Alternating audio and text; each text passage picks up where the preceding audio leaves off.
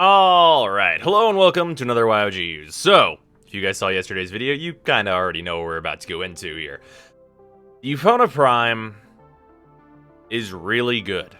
It's a really good weapon. It's very, very strong. But, it is not the end-all, be-all. The Euphona Prime is the largest case of you cannot have both I have seen. However, what you cannot have both of are both very, very strong.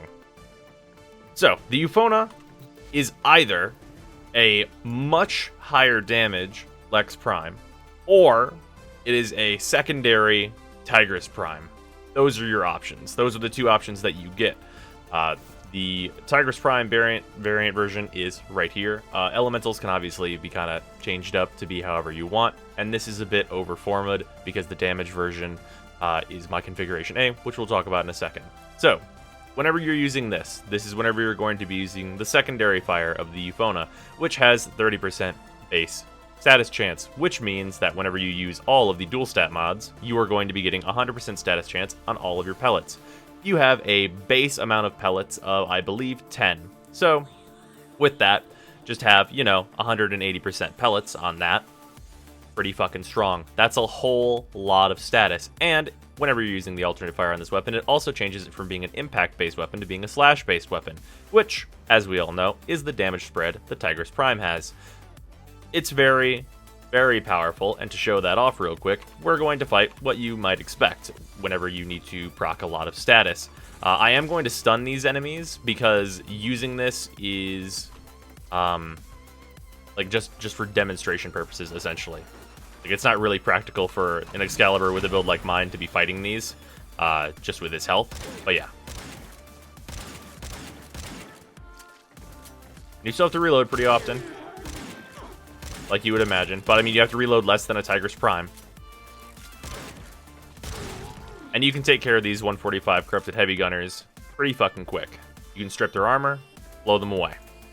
Pretty easy. That's at very close range, and it's worth noting, as we're about to show, this has significant fall off. Significant. Much more significant than a Tigress Prime. So if I'm, like, back here, getting way less. And by way less, I mean, like, negligible amounts of damage. Getting, like, ones and stuff. Up here, I'm getting the business. I'm getting the big damage. The fall off is very significant. It is huge. And you can see that that is at about...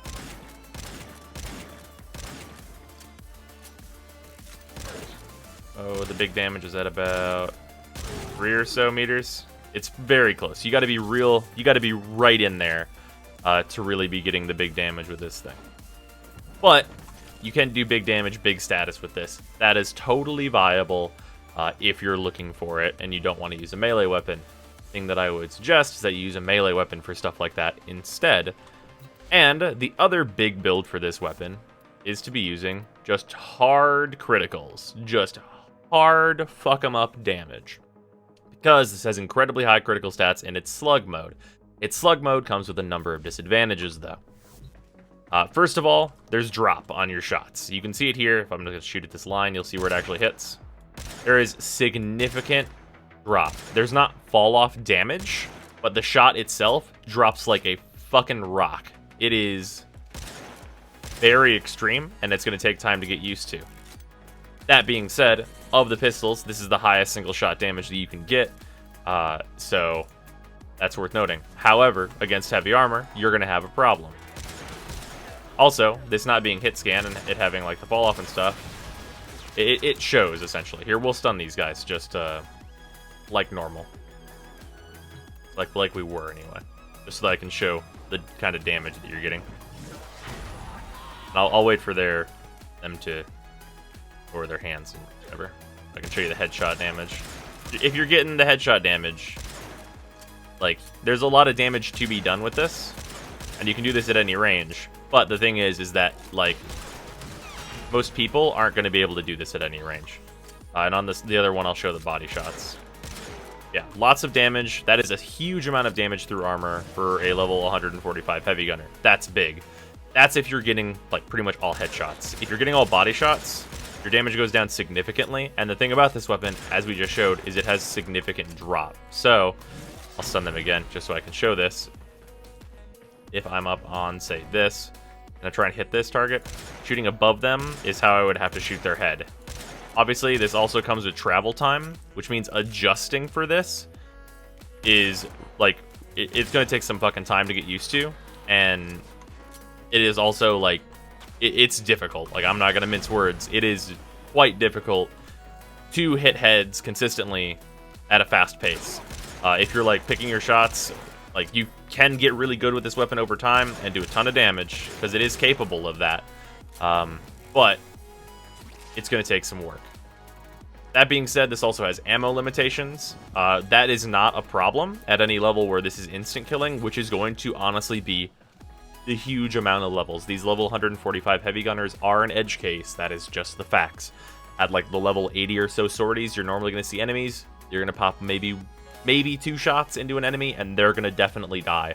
And a lot of the time, a body shot is going to be perfectly fine, and they're going to be dead. It won't really matter. So, Euphona Prime, it's a really weird gun, because I think it's viable both ways, and I think there are a lot of correct ways to use this weapon. The one thing that I think is definitely going to harm people is trying to go both ways with this gun. Trying to have, like, the best of both worlds. Like, if I were to try and set up like this with all my crit mods, and have my multi-shot too, and like have lethal torrent, and then just have all of the status damage like jolt and stuff, like, there's not enough mod slots for that, and then dropping lethal torrent is something I would absolutely not advise, because, like, you lose a lot of damage doing that. But it's just the difference between like how close you have to get with its alternate fire doesn't really do you much good. Like, once you're in close, like, if you're planning to get that close enough to do the alternate fire, you should either be using a melee weapon, or you should be using, like, the full, like, actual status build, because you're just hurting yourself by having these critical mods, because your critical chance just goes to nothing whenever you get that close and you're using your alternate fire. You have 2 useless mod slots, and then to do that, you have to drop lethal torrent, which is a huge amount of damage lost, and I just don't think, like, a hybrid build is worth it. Personally, you can try it, and I'm sure it will work at a lot of levels. Like, this isn't bad, but you lose a lot of damage, which will just show like what you're doing here. You're essentially getting a weaker version of kind of both, and like the weaker portion of that is the big portion of that. Like, if you're planning on, like, getting close and, like, doing this, like, you saw how fast we were killing these dudes. Like, the damage is, like, way, way lower, and, like, my lower fire rate is because I'm missing lethal torrent. But, like, once you lose that armor, you can shoot them. But if I'm already this close, I could have already killed them in, like, the time it takes me to, like, shoot them a couple times with that, get the corrosive on, and then shoot them with my main fire. I could have already killed them just using the alternate fire. Like, if you're planning to get that close, just go with the status version. Like, at very high levels versus armor, you can just do the status version. It's also important to point out one of the really big advantages to this weapon, in that in a secondary only sortie, this is Nova's goddamn best friend. Nova, I don't think Nova has a better secondary for her. Nova is a Warframe that really, really loves to have a Tigress of any variety. Means have a secondary that can be used as a Tigress. Nova is a big fan. So let's grab Nova real quick and show why that is. So, on the status build, you're still doing a hefty amount of damage, and your alternate fire does a lot of raw damage, so you can use that to fill up your 2. That's really useful on Nova, and is a very, like, really important niche. For those of you that like to play Nova, this is a fantastic sidearm for you in kind of any mode. Even with the critical build, you are going to be able to fill up your orbs pretty fast with your alternate fire, just because of the raw damage is the only thing you're filling up there. That is a really fantastic use case for this weapon, and I would not be surprised to see a lot of Nova players pick this weapon up, because weapons like the Axe Stiletto and the Lex Prime, which are also incredible secondaries, are not really helping Nova in that case. So if you just want to be on your secondary kind of all the time, and worth noting, if you're carrying things, then it would be very, very good to be able to reload your secondary and be ready to drop your 2 kind of at any point. Also with that, if you're someone who doesn't use punch through on your Tigress, you can fill up 2 before needing to reload. That is a really big deal for a lot of Novas. Yeah, just wanted to point that out. Otherwise, though, this weapon is... I typed in test. Whoops. This weapon's really fantastic. It really is. It's very, very strong. I just don't think that it is going to be for everyone because it has a lot of different downsides, and I think the people that are going to build this halfway are going to be less effective overall. That being said, this weapon is still incredibly strong. It's locked at MR14, which is why I'm kind of being so hard on it, to be honest. And it can clear the test that I would usually give a weapon very, very easily. So let's just show that now. And with that, because we already know, we're already aware, me and you, we're already aware this thing's going to trash this, right? We already know this. So with that, I want to ask a question to everybody. So without kind of talking about it yesterday, I put the new intro to the video, which I hope you guys liked, but it's very important to me. If you guys like it, I really want to know. If you guys don't like it, I really want to know. It seemed like there was a lot of negative feedback on that stuff, and if people really hate it, then I will change it back, and then maybe try and do something else new that's kind of more in the feel of the original intro.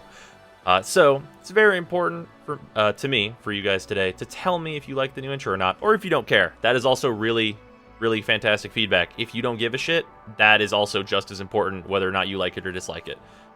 So this is I like to make you guys happy, by and large, like most of you, as many as I can. So let me know in the comments whether or not you like that new intro or not. And let's get started. Because this, as you can imagine, criticals and just the raw damage of this thing, yeah, this weapon don't care about no level 50 enemies. Oops. The Ancient. And,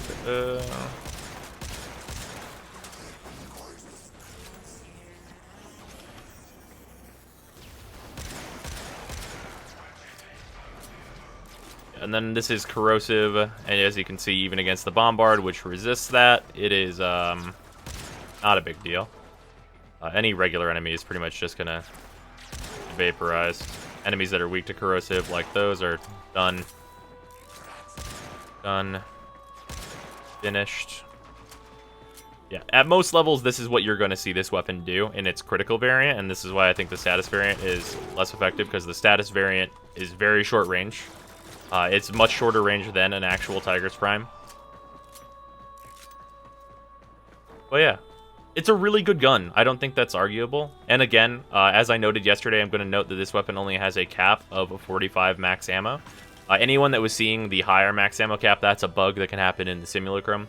This thing does have a 45 ammo capacity. That is very low. But I was worried about it yesterday. I was, because on paper, very low.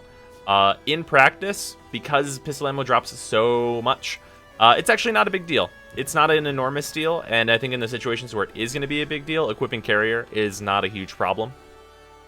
So that's actually not as much of a downside as I anticipated. So yeah, that's the Euphona Prime. I kind of wanted to go into some more specifics with it, because I think the people that are looking at this weapon, you're probably going to be MR14 or more. The large majority of you that are going to get this. The others who are buying the Prime Access, you're going to have a long way to go before you can make this weapon like the top bar builds, but I hope you enjoy it as well. And that's been the Euphona Prime. Please leave me that feedback in the comments, and I'll see you guys tomorrow.